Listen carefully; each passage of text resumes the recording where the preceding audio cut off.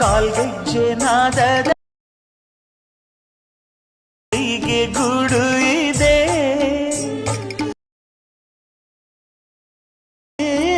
ನನ್ನ ಆಸೆಯ ಬುತ್ತಿ ಇದೆ. ಹೀಗೆ ಎಲ್ಲಿ ನಾ ಜೀವಿಯಲ್ಲಿ ಕಾಲ್ಗೆಜ್ಜೆ ನಾದದ ಹೀಗೆ ಗೂಡು ಇದೆ,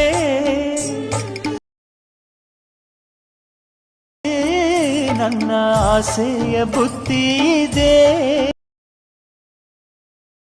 ಹೀಗೆ ಎಲ್ಲಿ ನಾ ಜೀವಿಯಲ್ಲಿ.